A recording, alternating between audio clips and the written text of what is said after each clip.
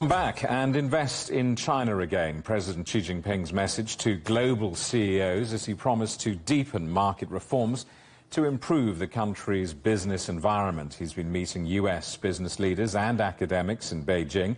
American CEOs were invited by President Xi to stay behind after the recent meeting of the China Development Forum for him to relay to business executives, academics involved in U.S.-China relations that indeed the Chinese government wants to encourage American companies to remain, to expand in the China market. That is welcome information to American executives.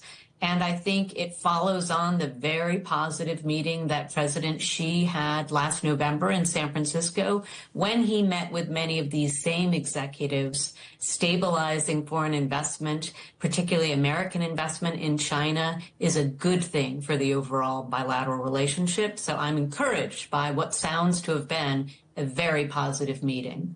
If you believe that China's economy is on the brink of collapse, as portrayed by much of the Western media, you are mistaken. China has actually shown remarkable economic performance over the past 3 decades, achieving consistent high growth that elevated it from a low income to an upper middle income status. As of 2022, China's GDP stood at $18.3 trillion, which is 73% of the GDP of the United States when measured at market exchange rates. Over the last 15 years, China has been a primary driver of global economic growth, contributing 35% to global nominal GDP growth, compared to the United States' 27% contribution. However, amidst the global lockdown due to the pandemic, China, being its epicenter, temporarily closed its doors to business. Additionally, the United States initiated a trade war with China and imposed restrictions on high-tech semiconductor exports to China, aiming to hinder its progress in the microchip industry and contain its rise in the high-tech sector. While China does face economic challenges like any other country, does this indicate an imminent collapse of its economy? No, it does not. In reality, China's economy remains robust, transitioning from a reliance on traditional real estate to a technology-driven economy. And in this video, we will show you why China's economy remains active and how it is planning to win back businesses. But before we continue, kindly subscribe to our channel to show your support.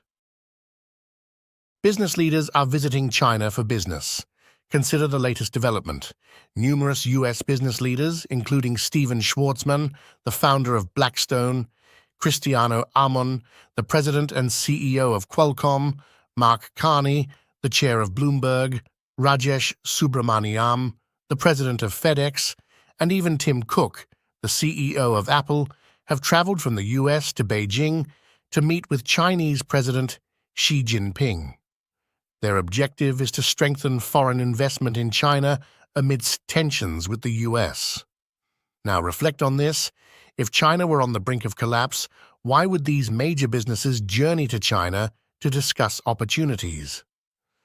Research indicates that by 2030, China is projected to have slightly over 1 billion consumers, marking a 15% increase from 2024.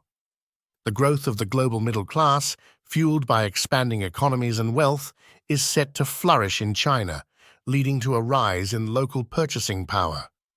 Besides the aforementioned business tycoons, Tim Cook, the CEO of Apple, has recently arrived in Shanghai. Cook's visit coincides with Apple's upcoming opening of a new store in Shanghai's Jing'an district. During an interview with the media in Shanghai, Cook emphasized the significance of China to Apple, stating, "There's no supply chain in the world more critical to us than China." He mentioned Apple's ongoing expansion, increased investment in China, and the modernization of its factories. In addition to his activities in Shanghai, Cook met with Wang Chuanfu, the CEO of BYD, and toured BYD's exhibition site. Reports indicate that Apple is also exploring a partnership with the Chinese search engine Baidu to integrate generative AI solutions into its devices sold in China. This collaboration is expected to be a significant boost for Baidu, particularly amidst intensifying competition among major manufacturers of large language model applications in China. From Apple's viewpoint, selecting a compliant and secure AI solution is crucial for adapting to diverse regulatory environments. This move underscores Apple's commitment to the Chinese market and adherence to its regulations. Tim Cook's visit to China reaffirms Apple's reliance on the country, the world's largest market for smartphones and consumer electronics, to sustain its growth trajectory. Since the US began efforts to contain China's ascent, the Chinese government has opted to establish direct relations with US business leaders instead of depending solely on the US government. An example of this was last year when President Xi Jinping visited San Francisco and hosted a dinner attended by numerous American business magnates. The rise of China's high-tech industry. While it's undeniable that traditional sectors in China, such as real estate and basic manufacturing, are experiencing declines, other industries like electric vehicles and high-tech are on a clear upward trajectory. In 2023, China surpassed Japan to become the largest exporter of automobiles, marking a significant milestone in the globalization of China's automotive sector and a bright spot in its economic expansion. Japan exported 4.42 million vehicles that year, while China exported 4.91 million, showcasing China's prowess in this domain.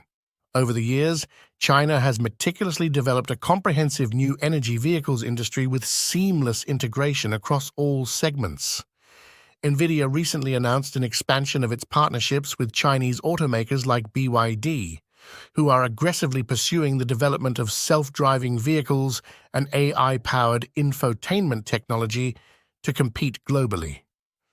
BYD, having surpassed Tesla last year as the world's leading electric vehicle manufacturer, will leverage NVIDIA's advanced in-vehicle chips named Drive Thor to enhance autonomous driving capabilities and other digital features. This trend underscores a critical reality. China's economy isn't in decline. Rather, it's undergoing a transformation. The country is shifting from traditional low-end manufacturing, such as textiles, toys, and furniture, towards cutting-edge industries like electric vehicles, artificial intelligence, and battery production. China is heavily investing in another emerging industry, renewable energy. In 2023, China fully harnessed the power of its solar energy sector, surpassing the cumulative solar panel installations of the United States.